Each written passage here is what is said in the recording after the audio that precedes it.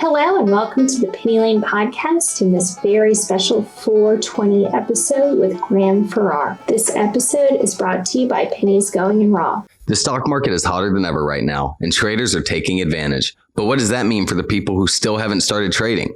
The market can be a little intimidating at first, but you don't have to be alone in the learning experience. We at the Pennies Going in Raw podcast are here to help you.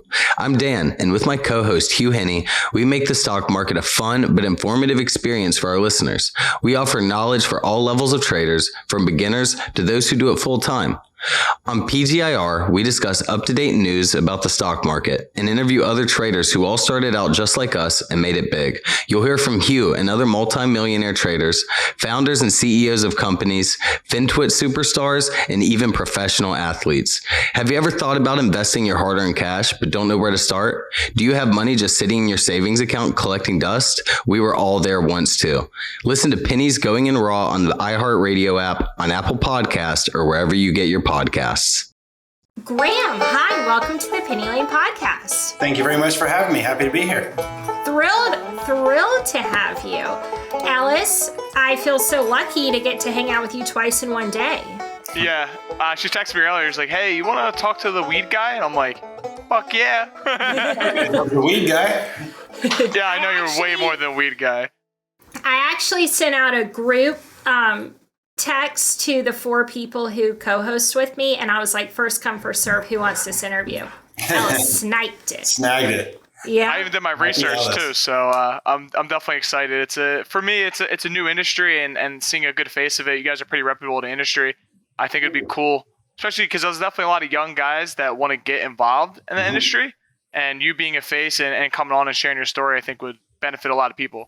Awesome. Well, happy to be here. It's a great industry, right? I mean, we're so early, and we're just making that transition from, kind of in the shadows to out in the open. And I think it's a fantastic, especially for young people, opportunity, right? I mean, it's so much smaller of a pond that if you're a software developer or a marketer or a graphic designer, it's like, you might be one of 1,000 good graphic designers in CPG. You can be one of 10 graphic designers in cannabis, right? And so like that opportunity to be an expert, to be good at what you do, but then become an expert in cannabis puts you in a much smaller, the Venn diagram of that gives you a real leg up, I think. So if you're willing to make absolutely awesome opportunity.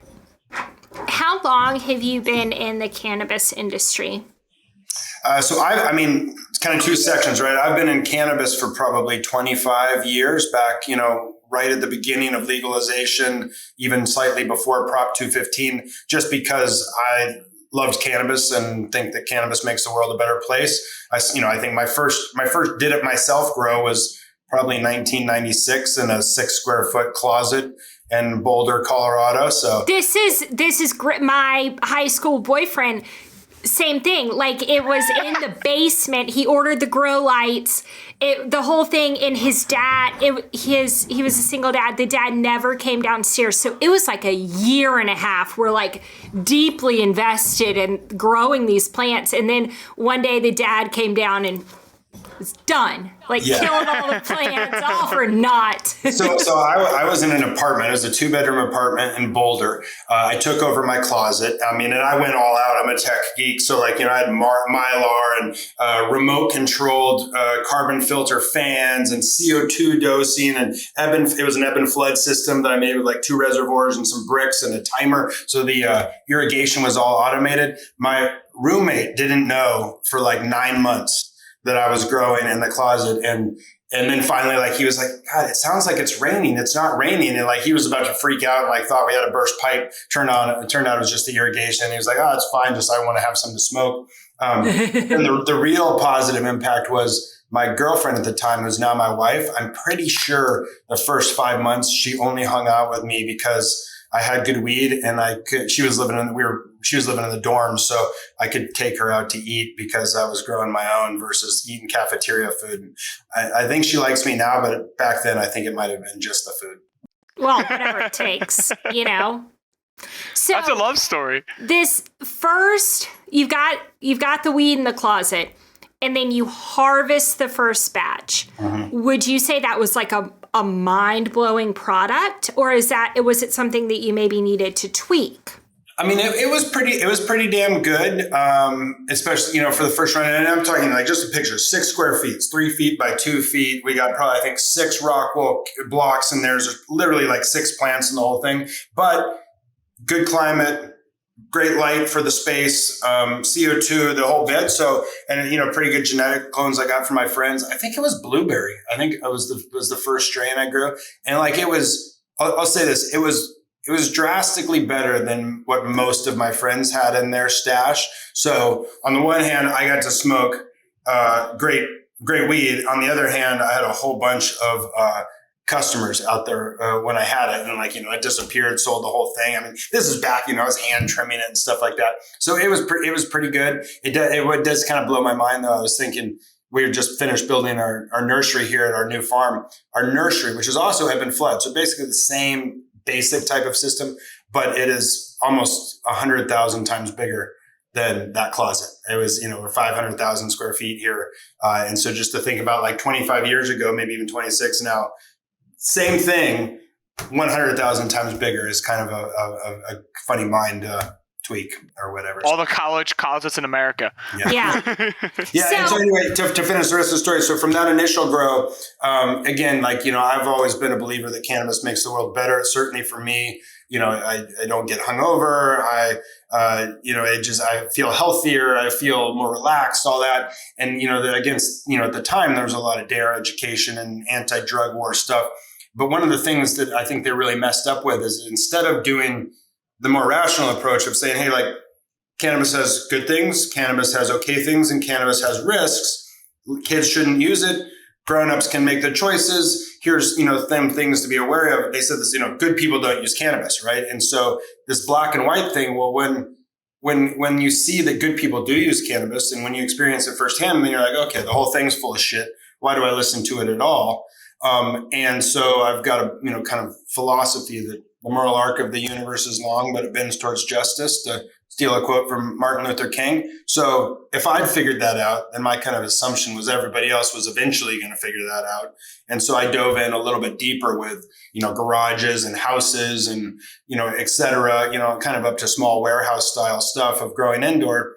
Well, I'm trying to do it compliant. I had my licenses from the doctor and stuff like that on the wall, but bigger scale. And then eventually realized, like, hey, this is really going to happen. Saw the progress in California, started a company making fertilizer for cannabis growers on a larger scale. And then realized that we were teaching non-cannabis growers how to grow cannabis just so they could be our customer. And finally said, well, if we can do it better than them, and they're the best farmers, but not for this crop, why don't we just do it ourselves? And that was really where Glasshouse Farm started 7 years ago or so. Very cool. Very cool. So,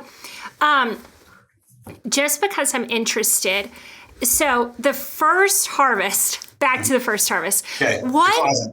Yes. Yeah. What exactly was it about that harvest that made it so good? And I mean, was it like visually, or was it the way it smelled, or the texture, or actually like the high from it? Like what qualifies it as being sort of a step above something you could buy from somebody else? Yeah. So going deep in the memory, the thing I remember the most about it was the smell. It was it was a blueberry strain, and it truly smelled like blueberries. And, that was at a time when, I won't call it brick weed, but it wasn't the highest quality, weed that we were smoking most of the time. So when on the one hand, you're kind of used to, I don't know, call it the Coors Light, right? Or Jose Cuervo Gold. And then somebody walked in with the 1942, right? You're like, I didn't know tequila could be like this, right? And it was a little bit like that. I'm sure there was a little bit of nobody thinks their own baby's ugly.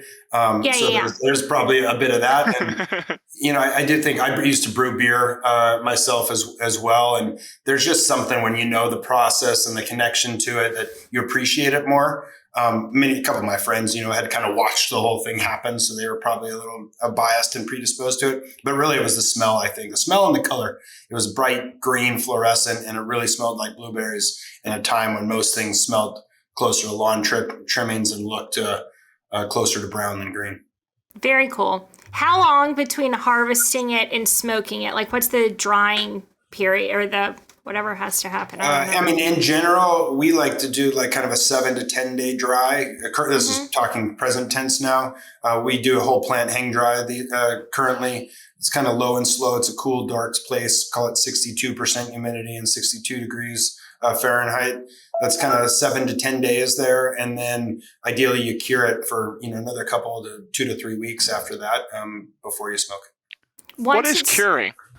Like if someone that doesn't like anything isn't in the industry, like what is curing? Yeah. So it's interesting because I am of the opinion that people spend a lot of time and focus and energy on the cultivation side, but that's really, unlike vegetables, when you grow the tomato, you're done, you put it in a box, you ship it. Cannabis is a lot more like making wine. When you grow it, you're halfway done, right? And the other half is after you harvest it, the drying process and the curing process and the trimming process. You can't make something bad good, but you can certainly take something that's good and make it bad. And so one of the things that we're spending a lot of time on is really kind of building that formula and figuring out, from the subjective to the objective of how do we make a really high quality, consistent post-harvest process. Curing is basically cool, dark aging time where you're exchanging the air on some sort of controlled cycle. And I don't know if anybody has really got from a scientific point of view, if they could tell you exactly what's happening, but there's some gases that come off as the plant maybe kind of, finishes its dying process, chlorophylls that are converting to sugars. And if you do it right, you get a much sweeter, smoother, more aromatic smoke. And if you do it wrong, you end up with something that smells and tastes a lot more like grass, trimmed and laid off from the lawn. Once it's cured, is there like an expiration date on it, or how long does it stay good? What's the shelf life? Yeah, it's certainly it's not quite fresh fruit. It's not like you're not measuring it in days. But I think there is a peak period. I mean, technically in California, anything that's 1 year past the testing date is expired and can't be sold. I think cannabis is probably more, in the kind of 30 days to 60 day window is probably, the ideal best buy date on it. But it really depends a lot on how it's stored. I mean, if you store something in a nitrogen flushed environment that's cool and the right humidity, it'll last a lot longer than if it's, sitting in your car or a warehouse that is hot and cold and overly dry. I think probably the dryness is what kills it the most. If you drop the water activity too low, a lot of the terps volatilize off, and once you lose those, then the quality's out the window. Fascinating. I like the drying process being kind of like the barrel of the wine, like the steel or the oak or the Yeah, I do think, I think it's one of the things that if you see like some of the larger scale operations, a lot of times those are operated by people who are good growers and they think they can grow anything and they can grow stuff. They can make a plant happy. But again, that's, you saw it in Canada, right? All the way from, I think it was Canopy, who they planted 40 acres and didn't realize that 8 weeks later, they were going to need like 500 people to harvest it, right? Because they're thinking tomatoes or other veggies or whatever. And so the product never makes it even out of the greenhouse. To the next step, which is, a lot of people are still just doing everything with wet trim and rack drying and things like that. And I think there are ways that can be optimized, but that's not your highest quality product. It is much more like making wine than it is like growing vegetables. Cool. How did you learn about... Oh, sorry, we all have so many questions. I know. We're so excited. I know. You go. Mine was a silly question. How did you learn how to grow, right? So you started in your dorm room. So how did you learn? Because I had buddies try to learn, and we just had really cool plants that didn't do anything. Yeah. I mean, it's a lot harder than the wives. It's weed, right? Of course, it grows easy. All you do is throw it in there. And it's, maybe it's like golf a little bit, right? Where like anybody can hit a golf ball, but you don't win you just whacking a ball. You win with quality and consistency, right? And even, sometimes people do it and you get lucky, right? But you also don't win a golf game with a hole in one. You win a golf game with consistently being 2 strokes under par. And I think, cannabis, particularly on a professional level, is that, we always say quality, consistency, and cost. Right? So first you got to do it great. then you got to do it great every time, and then you have to do it great every time efficiently. And that's really, as you know, kind of as a brand and a business, what we're all about. In terms of how I actually learned how, I guess it's probably by collectively learning a lot of the things not to do. Right. Yep. It's just like trading. A lot of parallels. Parallels there. So I feel like I've made most of the mistakes at least once. Luckily, I started doing that 25 years ago, so you can recognize some of the trends in that. But then, you know, the other thing is, you know, especially in the smaller days, right? I was just in there and I was kind of working hard through it. And not oftentimes smart. As you get bigger in scale, you have to work hard and smart, and then you have to build a team, right? So today at Glass House, I am not the best grower. I'm not really the best at anything. We've got an amazing team of, you know, labor experts and greenhouse experts and cannabis experts and processing experts. And I mean, just about every, you know, kind of specialty you can think of, we have somebody who is really good at it. And really, you know, what we produce and achieve is the collection of all that team working together. You know, even a football team of, you know, you can't, everybody can't be a quarterback or a center or a blocker, right? You need everybody doing their piece as part of a synchronized whole to really be successful. So what channels do you use to disperse the weed now? Is it like a direct to consumer, or what do you do? Yeah, so we kind of, I would say Glass House has three main verticals. We have retail, where we have 4 stores today. The pharmacy is the main brand. We also have one called the Pottery down in LA. That's Santa Barbara, Berkeley, Santa Ana, and Los Angeles. We have 3 more stores that are under construction right now. One in UCSB, or Isla Vista, which is a college town for the University of California, Santa Barbara, and then one up in Santa Ynez, which is the wine country of Santa Barbara, and then another in Eureka, which is up Northern California.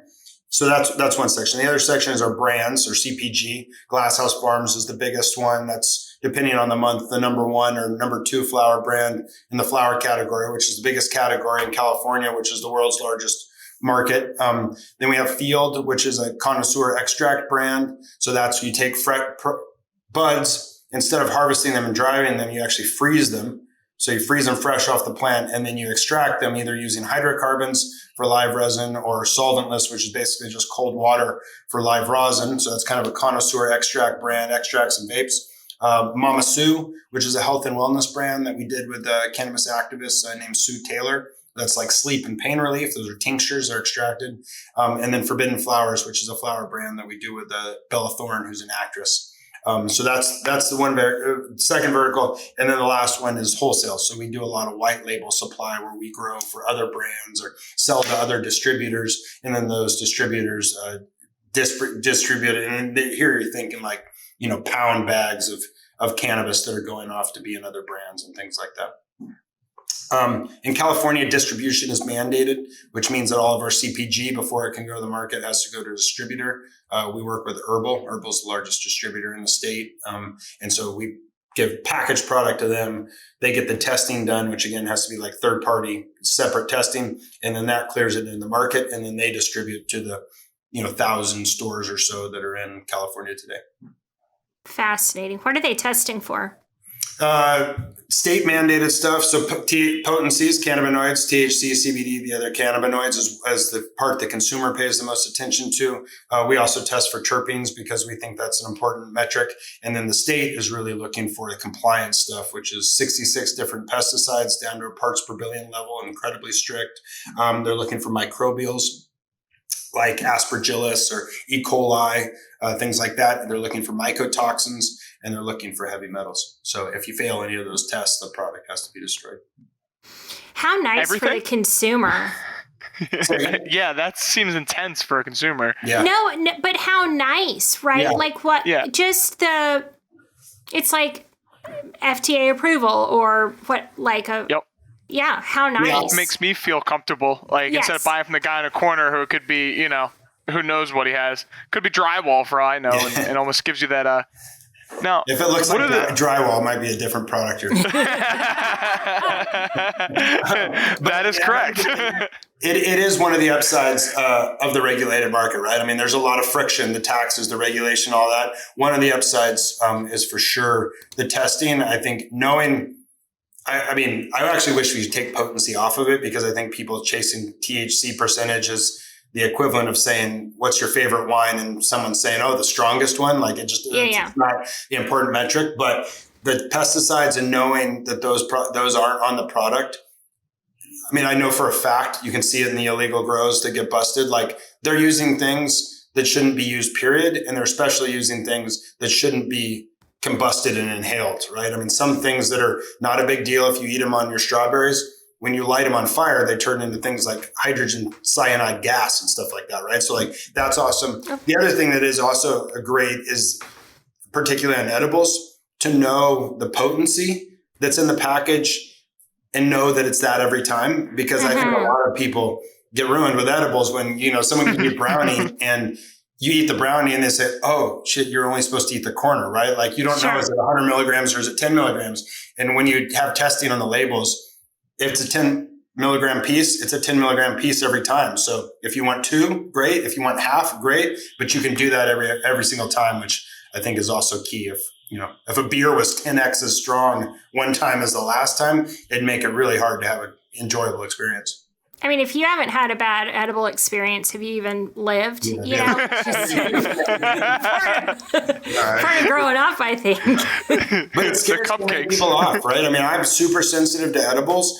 10 milligrams, way overload for me, right? I'm like a 2.5 milligram guy. So I kind of thought I didn't like edibles because I had a really hard time in the old days of not overdoing it. Now that I know that 1 to 2 milligrams is the right, thing for me. We like Plus Gummies is a brand I should have mentioned. We're just about to close the acquisition of that. It's the number 4 edibles brand in the state of California. They make great gummies. And one of the things I like about them is that each of the little cubes is 1 milligram in most cases of THC, right? So I know 1 milligram and I'm good. If it's a Friday night or whatever, or going to a concert, then 2 or 3 of them instead, but it's always the same thing. And I realized I actually like edibles. I just like a low dose of them and not having to worry that I'm going to end up standing in the corner staring at the wall, not wanting to talk to anybody. That's terrifying. Yeah, no, overdosing on mushrooms is a lot more enjoyable than overdosing on cannabis in my experience. Yeah. Way more anxiety. Yeah. Yeah. Oh, God. I have a business question for you. You mentioned acquisitions. I'm curious, are you buying mom and pop shops and distributing through them, or are you strictly just building your own kind of retail stores and your own brand? Yeah, so I mean, really all the above. Glasshouse Farms, for example, is a brand that we built. I started that back, 7 years ago. That was this is the logo here, which I modeled off of the old school, the lemon logos out of the farms and stuff like that. Is the inspiration for it. So we built that. Field we acquired a couple of years ago. Mama Sue we built in partnership with Sue Taylor. Forbidden Flowers we built with Bella Thorne. Plus Gummies, when we close on it shortly here, will be an acquisition. On the retail side, we've opened some stores up fresh. Won the licenses de novo. We've acquired some stores, and you'll see more M&A from us on both fronts. But really our goal is to make cannabis brands and products that consumers love. That's what we're trying to do at the most fundamental level. And with our farms, we have large scale, high quality, efficient cultivation so that we can, we want to bring to the highest quality at the most affordable price to the market. And we find that we have a really good synergy when we sell our products through our stores, not because we, give someone a quota or fire them, but if they don't sell it, but just they know the store, they've been to the farm, they visited it, they know how we treat people, they've met the growers, they know we, don't really use pesticides, they know that we support the community. And so when people come in and say, what do you recommend? They recommend, the products that we make because they know a lot about them. And so blending those things together, especially in the California market, is a really good synergy. But the tip of the spear is making those brands and products that resonate with consumers. You should make a brand for moms. Yeah, I like that. I mean, I do. I think, in line with that, the market's not ready yet, but I'm a big believer in what they call type 2 genetics, which is lower potency genetics that have ratios of cannabinoids. So, most of what happens out there is everyone's just on this quest for the highest, most number of milligrams of THC for the lowest dollars, right? Mm-hmm. But again, like wine, you don't pick your favorite wine or beer based on the potency. You pick based on flavor, smell, with how the brand makes you feel, what the price point is. So I think, there's a lot of moms out there who would appreciate and prefer, right? I mean, I would say I'm in the same camp that if the cannabis tastes great, I would rather have it be less potent than more potent because I enjoy consuming it, right? And so Totally. Just like Absolutely. I don't want a beer to be as strong as Everclear, a lower potency, good tasting type 2 genetic that has 10% THC and 8% CBD and tastes like strawberries, would I think, there's a whole market of moms and others that would love that. And so I'd really like to see the market move to that kind of approach more. Yeah, I talk about it on the podcast all the time. So if you're a regular listener, you already know. If you're new, you don't know. But I have, over the past year, stopped drinking. Just health reasons and a lot of personal, just that something that I needed to do. We call it California sober out here. Yeah. Yes.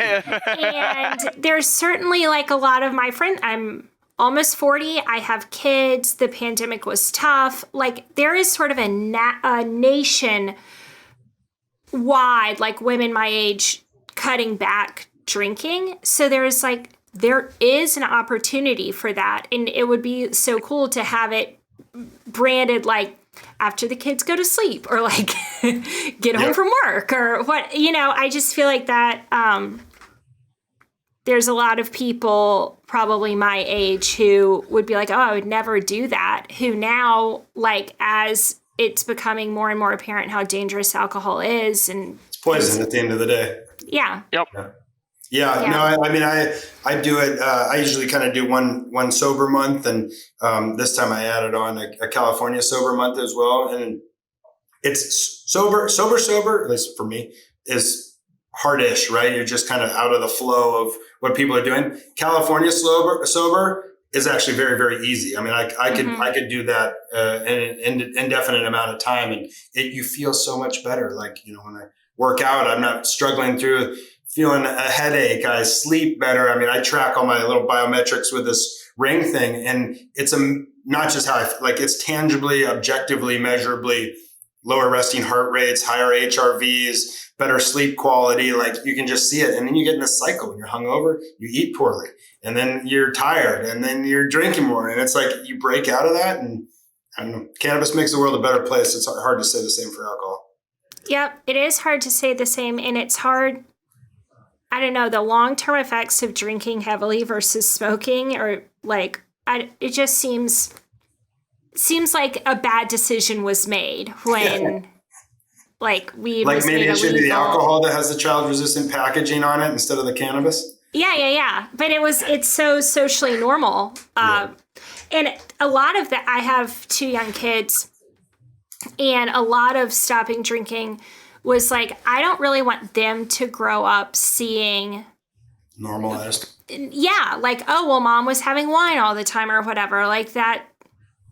I don't know. I don't think that it's right. No, I mean, I there's a lot from any purely rational point of view. I think, alcohol is poison, and it's fun poison sometimes, but it's poison at the end of the day. And it is interesting. Like when I do my sober thing, like you can feel, you make people, you give them anxiety. I don't know exactly why, but like they have a hard time. It's not just like, oh, okay, whatever, you don't like cilantro. It's like, well, why aren't you drinking? What's going on? Like, I don't know if it makes them question why they're drinking or what, but it is interesting to see, there's how socially normalized it is. And yet we treat cannabis, with the massive taxes and all the regulations. And, I mentioned the child-resistant packaging. In our dispensaries, we have 2 security guards, a man trap to get in there. We're scanning IDs. We're enforcing purchase limits. We have bulletproof glass. Products inside have tamper-evident seals on them and child-resistant packaging. And then the liquor store next door has one guy in the back, alcohol everywhere, no child-resistant packaging. If a kid drinks the 5th of vodka, they die. If they eat the 8th of weed, they don't even get stoned, right? Maybe they get a stomach ache, but like nothing happens. And yet we have this total mismatch of the fear that we bring to one and the normalcy that we have for the other. Totally. I also, to your point, it is so interesting. I found over the last, I don't know, however many months, going and being with my friends, if you tell someone that you're sober or you're not drinking, they want to tell you about their relationship with alcohol. Mm-hmm. Like that, I constantly get that. And it's just so fascinating. Like, I don't care what you're really like. I can't drink, and that's a personal thing. But then it also puts like some friction on some relationships. It's all weird and sort of a strange thing. And like, how did we get here? Yeah. It is. I mean, I guess we got here with 50 years of a drug war, right? I remember when I first told my daughter, this was before I was truly in cannabis. I was just in ancillary business making fertilizers and things like that for it. And she was 9 or something like that. So it's that 4th grade or something in that area. And, she came home and started crying because I was doing something cannabis related, because her teacher had just finished telling her good people don't use cannabis. You're a drug dealer, right? My dad's a drug dealer. She went away and cried for a while, and we had to have a lot of conversations. And then I think even, for a couple of years after that, if people had asked her what I did, she'd tell them I had a boring 9-to-5 job. That was her answer. She didn't want to talk about it, right? And so that's why, 50 years of that has a lot of people thinking good people don't use cannabis. And, the doctors and the CEOs and the attorneys and the things like that, successful people out there, for the most part, still are very bashful about their cannabis use. It's getting better, but, the old days, they lied about it, yet they'd all happily stand there in the middle of a party drinking a cocktail. And so society assumes that, if the only guy smoking cannabis is the guy who's panhandling in front of 7-Eleven and all the successful people are denying they do it, then society starts to assume that things are correlated when they're really not. I think it's changed, though. Yeah. It's getting better. A lot of my friends, I start to notice as I get older, they don't really drink anymore. Things like that. I talk about in the podcast all the time. Like, I'm a very light drinker. Like, I'll drink like a beer or two. And like, to me, like, you have a problem, something like that. I'm like, no, I just don't like drinking. I don't smoke weed either. Like, it's not my thing. Yeah. I don't care if anyone does or they want to. It's just not for me. And I think just kind of the whole relationship that Americans have with drugs is just like off. Not drugs, but just like substances in general. Like, hey man, I always come from the boat. Like, if you want to do what you want to do it. But I don't know, I think media and everything kind of jams it down people's throat. And Penny, your idea for the mom brand, I thought of my mom too, because she hasn't drank in 30 years, and I think like a nice low dose, just get her a little buzzed up, probably help. If moms out there that smoke and stuff like that, smoke a little before they go to bed and wake up fine.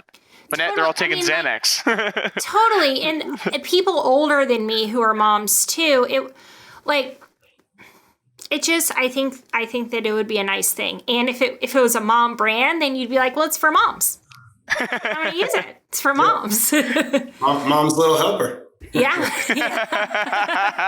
Yeah, that was good. Yeah, I have told the story on here before, but I pulled I have a slip disc in my back, and I was about to go skiing and could not walk, and called my mom and was like, I don't know what to do. Like, I'm out of muscle relaxers. I can't take enough Advil. I was really in a bad place. And she was like, you got to go to the store and get the CBD. And I was like, Mom, like, this is my mom telling me that, like, I got to go get the CBD. Went straight to the store, got the CBD, skied the next day. Like, immediately, I was totally fine. And this is Schedule I, no known medical benefit, high potential for abuse. Right. While we have cigarettes and alcohols pushed in media and commercials and et cetera. It's kind of crazy at this point. I now have so much CBD for all the aches and pains of life. Like, just bathe myself in it. Yeah. Just it's big crazy. fan. But, the good news is, we are making progress, right? I mean, even the Senate's passing bills that allow for research. Canada's legalized, so now the medical schools and the scientists can get into it. Mexico seems not too far behind. Germany's starting to do things. So, again, the truth always happens, as my friend Jason Wild says. And I think, the truth about this comes out because there's too many stories like yours. And it's like, what's the downside again? Like, the only downside to cannabis is the drug war that tears families apart and puts people in prison. Other than that, it's like, there's a lot more up than down from what I can see.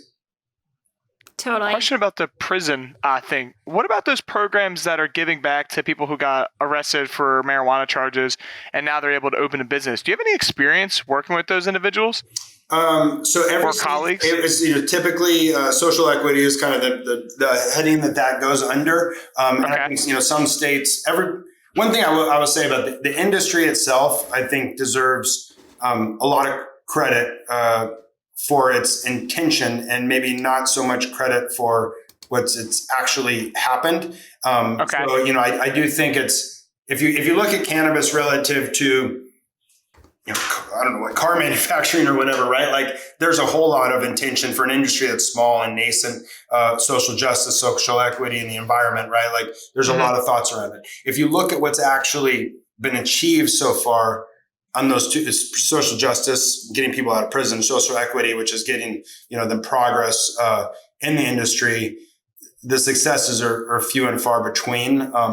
Each state typically has its own social equity program, and they do it different ways. And then, like in California, for example, it's even down to the municipality, right? So LA City, somewhere in LA, I forget if it's county or city, has a social equity program. The rollout of that has been kind of a disaster, right? And a lot of times the intentions are good, but the structure is not great, which is, you can't, giving somebody the opportunity if they don't have the funding, the training, the skills to capitalize on it isn't really giving them much, right? And so you need to find some way that it doesn't just become a predatory thing where, someone loans them the money but sets up terms or kind of waiting for them to fail to take the thing back. And it's like, it really is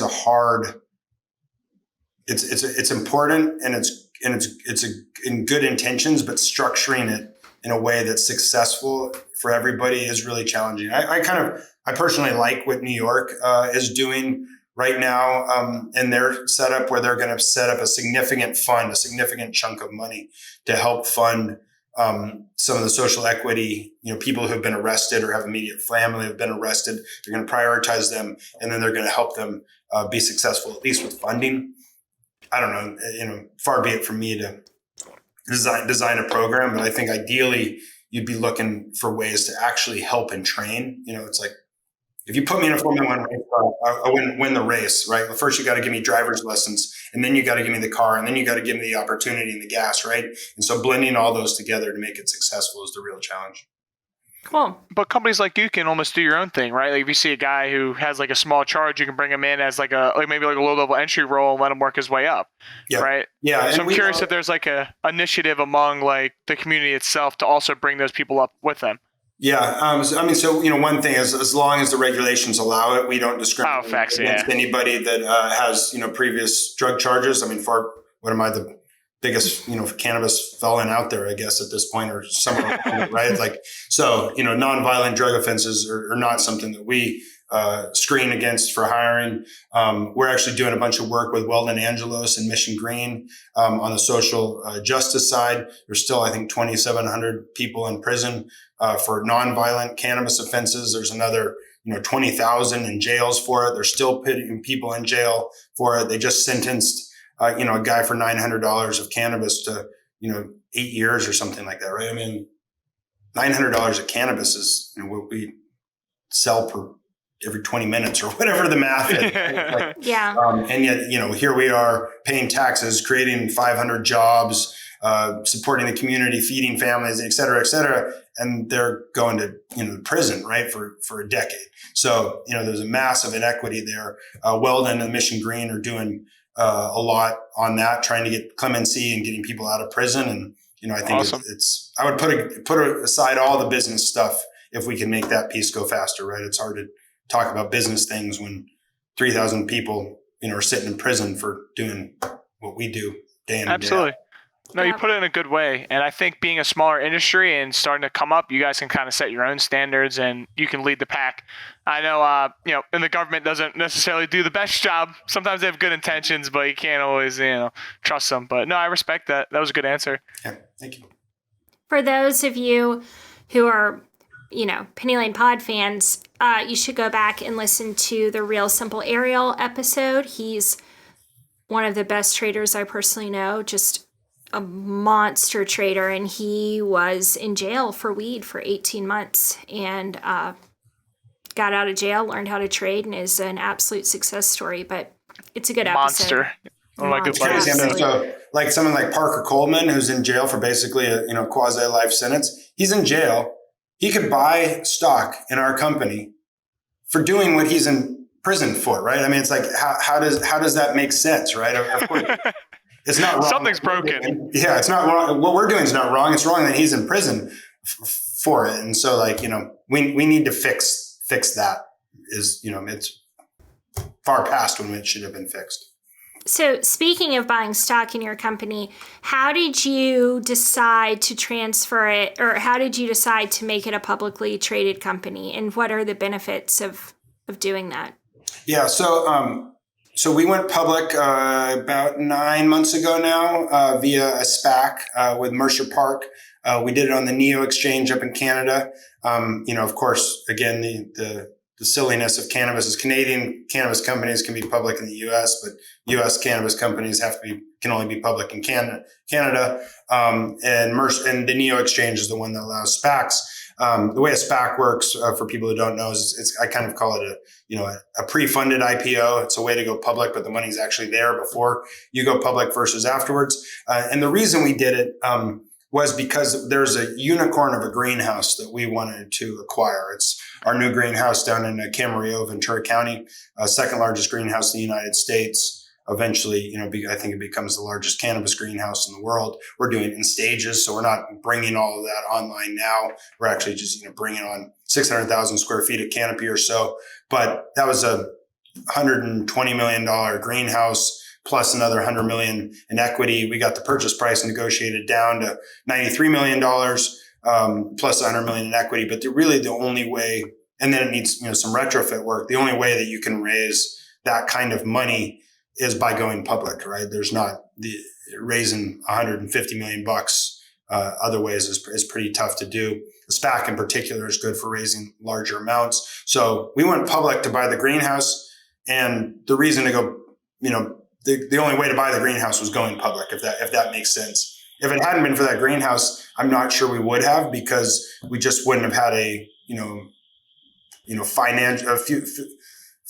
good fiduciary use for that money other than this big, project. So for us, it made sense to do.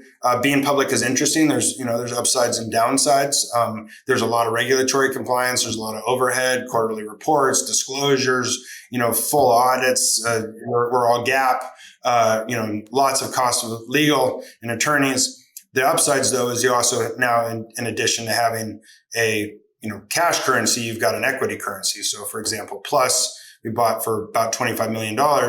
It's all equity, right? And so we can acquire a company that, again, $25 million, especially these days in cannabis, is a big number if you're paying in cash.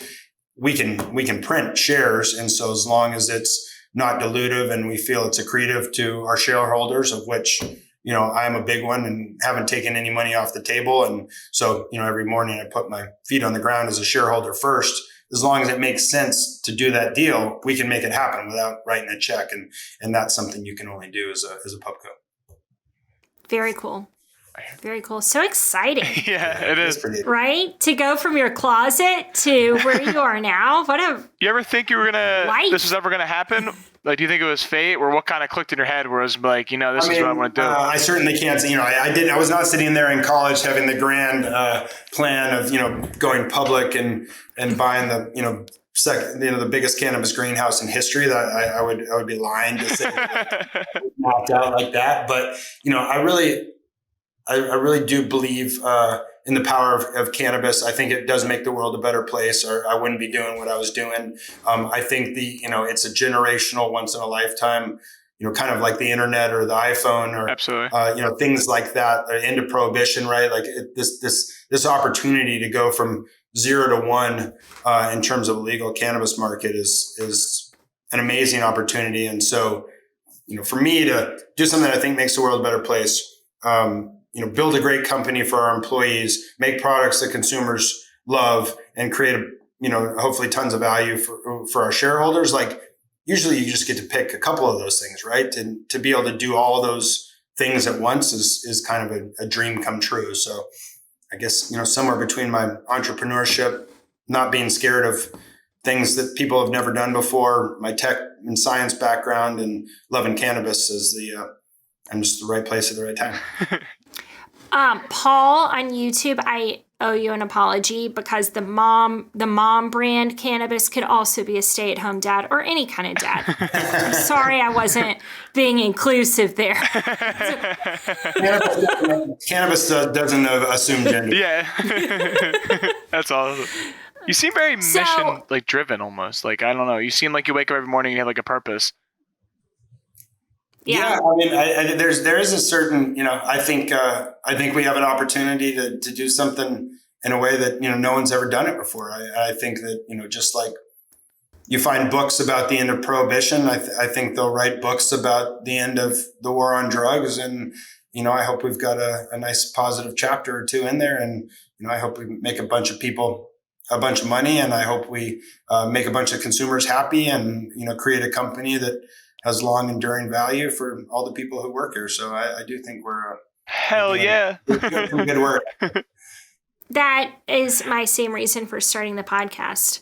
I thought it was like really a pivotal moment for retail traders. And I was like, when they write the book about this, I want to have had a voice in the whole thing. No, I hope everybody lives a little bit like that, right? It's like, what marker, going out and making a dent in the world a little bit, right? I think Steve Jobs had a good quote, I'll paraphrase, which is, to not forget that the universe was invented by people no smarter than us, right? It's not like there is not some anointed person who gets to make it up. Like, we all get to make it up. So go out there and make a dent and be as positive about what you do as you can. Totally. So I know you asked me, I asked you, and then I completely forgot what you said. Are you in the music business or you're a music fan? Yeah, no, I'm not in the music business. I was kind of in the music business. I was one of the original folks at Sonos, which is a home audio system. I was part of the original team over there. So from that point of view, we were making and inventing things that people enjoy with music. But other than playing the trumpet for a year in fourth grade. Yo, I played the trumpet too. The chagrin of everyone around me. I'm not in the music business. I was on the board of directors for the Santa Barbara Bowl, which is a 5,000 person outdoor venue in Santa Barbara, which is my hometown, for 17 years. And, we just had our first show, the concert of the season on Saturday, Portugal the Man and All J. So I try and see a good 30 or 40 or 50 concerts a year. But other than that, I'm just a consumer. Cool. That's a good venue. Yeah. It's amazing. I think it's that and Red Rocks are probably two of the best in the country. I'm partial to the Santa Barbara Bowl just because the size is so intimate. I mean, the Hollywood Bowl is great, but the entire Santa Barbara Bowl fits inside the box seats of the Hollywood Bowl. So it's like, when you're in the fifth row at the Santa Barbara Bowl, you're 20 feet away from the performers, and that's pretty special. Red Rocks, living in Boulder, you must have quite the tie. Yeah. Red Rocks is another good spot. Again, beautiful place, outdoor, but much larger than the bowl. So that intimacy of the Santa Barbara Bowl is hard to beat. Also, hiking up to the top of Red Rocks, depending on how you're feeling, is really a drain, especially if you've flown in that day. Woo! The altitude will get you. And a few drinks and everything else before you go to a concert, Yeah. Red Rocks is, can't breathe there. It's so much climbing. Yeah. It is a good spot, but it is a bit of work. Yeah, and a mile high, like you said. Yeah. Out of breath. Now, I have some more business questions for you. We touched on before the pre-show. Sure. So I'm very familiar with the banking industry, and I'm curious how you navigate I want to call it kind of a shitstorm when it comes to cannabis and banking. Because I know there's some legal things you can't do, and you said you actually were able to secure loans, everything like that. So I'm curious, like how you went about that, how your brand and your company is navigating that shithole. I'm just gonna call it a shithole because it's not fair to you. Yeah. So, I think a couple of things. One is we're one of the lucky ones. And I think it's important to distinguish between unbanked and underbanked. Okay. Right. Cannabis, for some people is unbanked and for some people is underbanked. Right. And so we're one of the lucky ones to have bank accounts and, those types of things, but we're still vastly underbanked. Like lines of credits and stuff like that. It's ridiculous. Are almost unheard of in cannabis. And it's part of the reason that I'm a big advocate and think that the U.S. Congress and Senate need to get their shit together and pass safe banking. Is it's good public policy because it keeps people safer because they don't have cash on site. Yep. And it's also social equity as well because, again, we're a larger company, audited, public, 70 millions in growing in revenue, et cetera, right? Like, we can get bank accounts. Somebody who needs help, who's starting a first business, who's been harmed by the war on drugs, who's trying to open, a brand or store, like they can't. And that makes what is hard harder. And so I think safe banking is good for the safety of people. You don't have to look very hard to see people getting shot at dispensaries because they're easy targets. It's good public policy because it keeps cash in bank accounts, which means taxes get paid and workers' comp and all the other things that come with the tracking. It's good for the industry because we could use credit cards, which I think would grow, the industry by a good, 25 to 30%. And then it's good social equity because the people who have the hardest time now and need the help the most would find some relief. So I think that's something that really should happen. We did it by starting 3 years ago, building relationships on prior relationships and, being one of the first cultivation customers of a large bank that wanted to get into the space. And, they did site visits and they did audits and they did inspections of our offices and records. And, really what they're trying to prove is that they're not going to become complicit in some nefarious operation. And so that takes a lot of work for them. And then they need to get compensated for it to make sense for their business. That relationship eventually grew into the $100 million loan that we just recently pulled down. And so, now they're getting paid for it, which they get outsized returns because it's cannabis. So yep, you have to pay higher rates, don't you? Yeah. So, we got a good deal at 10%, which is it's probably unheard of. Yeah. What you would pay in any other industry. That's probably pretty good for your industry, though, because consider the risk of the business. Yeah. I'm sure they probably charge 15, 20 and just absolutely just destroy people. Yeah, I think the best I've seen is 8%, and that was, I forget, Curaleaf or Trulieve, which is one of the biggest companies out there. So at 10%, we're doing pretty well. Awesome. Cool. So where do you see where do you see your business in 5 years? Like what new, that question stands for itself. I don't need to over explain. Yeah. So cannabis is, I think, really is challenging to forecast, right? I sometimes say every day is Monday and every week's a year. So, 5 years in cannabis might be 50 years in another industry. But I think what I would like to see us do is become a brand, kind of house, right? So an analogy might be like a Diageo or an AB InBev or, something like that, where we're a platform where we're helping, brands maybe that were legacy brands that want to persevere, where we're building brands, where we're acquiring brands. I think I would like to see us with a top 3 brand in every category and maybe a couple, a handful of top 20 brands in each category, different price points, different quality, price intersections, edibles, flower, vapes, et cetera. I think, we have the scale, the potential scale for national and even global distribution. Our new farm, we're turning on the first phase of it, which is about a third of it, but there's a whole bunch of idle capacity that stays in vegetables that we can turn to cannabis kind of whenever we want.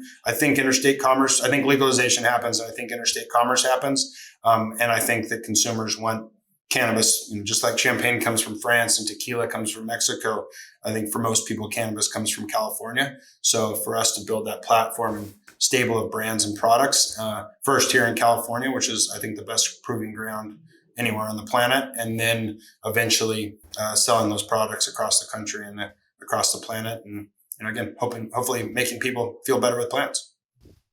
Really cool. Now, you can't sell to other states, right? No, Okay. not.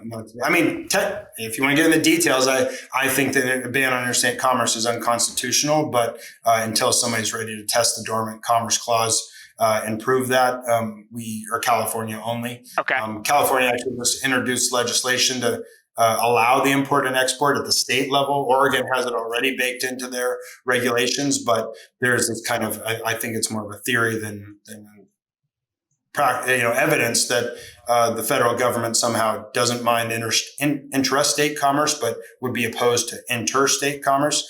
I'm not sure that's actually the case, but nobody really wants to go first to test it. Yeah, no one wants to go, hey, me first, because then it opens up a whole door of shenanigans. Yep. Someone on YouTube was wondering about, he lives in New York, and I'm not totally understanding the question, but he's wanting to know what your brand is like, what your brand reputation would be in New York, and sort of like how easy would it be once you could sell to New York to then get into that market? I mean, New York's super exciting. They're going absolutely gangbusters over there. They're doing it ahead of the regulations right now. There's a dispensary on every corner. There's people in Washington Square Park selling pounds of weed next to girls selling Girl Scout cookies. So it may be one notch beyond where it truly should be, but obviously people are very excited. New York's a huge market. I think we do great there, right? I mean, I think if you think of us as like the Casamigos of cannabis for the Whole Foods consumer, like that's a lot of New York, right? You think California cannabis goes right to the top of the stack in New York. I call it, what we're trying to do is basically sun-grown indoor, right? So it's environmentally friendly because we use the sun, but we have good climate control that allows us to grow very close to indoor quality. So if you think about New York enjoys a premium product that's you feel good about, that comes from California like cannabis should, that's grown in the climate it should, and is going to be half the cost of indoor. I think Glass House in New York are peanut butter and chocolate. Love that. I love that whole analogy. We were in New York a couple of weeks ago, and there are dispensaries everywhere. It's crazy. I mean, it's like they're I was there and I went to a couple of them, and it's like they're doing all kinds of stuff you couldn't actually do in a dispensary in California. Like you're not supposed to be able to see product from the sidewalk outside the store. And like in New York, you can walk down the street and Washington Square Park, I got a picture of a guy, he wasn't just selling eights and edibles. Like he had a couple pounds in his bag and he was just in the middle of the park slinging away. That's a city. Yeah, we walked by one, and it was like a street party. There was like a DJ, and like it was a whole thing. We went in. Yeah. Hung out. Awesome. And a lot of California products on the shelf out there as well. So just, kind of proving the point that you're not following the rules. You could get it from anywhere, right? Florida's closer, Rhode Island's closer, Maine, Massachusetts, plenty of places where you don't have to drive across the country, but still what they want to put on the shelf is California cannabis products. And I think that people are telling you what they want before they can have it. Once they can have it, they're not going to change their mind. What's your personal opinion on like actual weed versus like vaping or oil or like? I mean, I personally like smoking joints. That's me. But I can understand, all the categories, right? And I think it's people who think they don't like cannabis just don't know how they like it yet, right? And that may mean you don't like the psychoactive side, but a bath bomb for your arthritis is awesome. Or maybe you're not trying to get stoned, but tinctures help you sleep better or help, your slip disc. Or maybe you want to party and you're taking 100 milligram edible because it's that or opiates, right? And that you're self-medicating, or you're smoking a joint, or you like concentrates because, same people take shots instead of drinking Chardonnay, right? Like that's a good analogy. The whole spectrum is available to people, and I think you just got to find the way that you like it, and then titrate it, and then enjoy it. Cool. Wasn't there a controversy recently about vaping and there being like vitamin E acetate? Yeah. Yeah. Yeah, the vape gate. So, I mean, again, upside to the regulated market, right, is that people aren't putting random chemicals into products in there because they all have to be tested. So that was, vitamin E acetate. I don't know exactly what it's used for normally, but one of the things we found was that it shouldn't be vaporized and inhaled. So, I'm glad that, sorry that people got, obviously it had nothing to do with our products, but, sorry that people got sick. Glad it came to the service. Glad it was identified on what it was. And now, glad that people have the awareness that there are upsides to walking into a licensed dispensary and shopping there versus Washington Square Park. Yep. I love it. I love the regulation. Yeah. There's good sides, right? It's overly taxed and in some places overly regulated, but, the pendulum swung from prohibition to over-regulation. I think it'll come back, somewhere in the middle to appropriate regulation, right? Like we have for alcohol. You don't want people making bathtub gin, and you don't want people selling it who don't check IDs for kids and stuff. On the other hand, you don't need, to treat it like it's nuclear waste and it's going to steal your babies. And that's kind of where we're at. Yeah, literally treat like nuclear waste if you think about it. Your analogies are on point, especially when it comes to the concentrates and the shot. Like I'm going to use that literally tonight. That's really what it is. Yeah. It's crazy. You think of Canada, right? They had these level 9 vaults where people were spending millions of dollars on hardened bunker vaults for a plant. This is not gold. It wasn't Fort Knox, right? It's more valuable than broccoli, but it's probably not more valuable than 25-year aged whiskey. And yet, we don't even, I don't even know if you have to control how that's stored, right? It's behind the counter at the store, right? Yeah, right. With one guy, and yet, nobody worries that out, anyway, it's crazy. 16-year-old working the counter going, "Hey, you look all right." I'm like, all right. Yeah. There you go. Well, Graham, we're at the end of our time. Sure. You are incredibly refreshing. Yes. Oh, thank you very much. I think it's very easy to tell how you're as successful as you are. This was really delightful. I appreciate you taking the time. Yeah, my pleasure. Enjoy. Yeah. I even learned something. All right. I'm shocked. He told Yeah, I thought I knew everything, and now you actually taught me a lot. I really, seriously, you're super well spoken, and I can tell why you're successful. I have to second that one. Well, thank you very much. Cannabis is easy to talk about. We're incredibly lucky to be here. It's hard work, and there's lots to work on, but to be at this moment in time where we get to have a piece in making the world a better place is pretty damn awesome. So thanks for having me on. Absolutely. Thank you.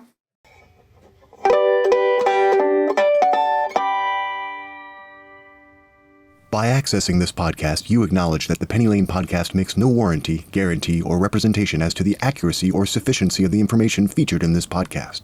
The information, opinions, and recommendations presented in this podcast are for general information only, and any reliance on the information provided in this podcast is done at your own risk. This podcast should not be considered professional or financial advice. Unless specifically stated otherwise, the Penny Lane podcast does not endorse, approve, recommend, or certify any information, product, process, service, or organization presented or mentioned in this podcast, and information from this podcast should not be referenced in any way to imply such approval or endorsement. The third-party materials or content of any third-party site referenced in this podcast do not necessarily reflect the opinions, standards, or policies of the Penny Lane podcast. The Penny Lane podcast assumes no responsibility or liability for the accuracy or completeness of the content contained in third-party materials or on third-party sites referenced in this podcast, or the compliance with applicable laws of such materials and/or links referenced herein.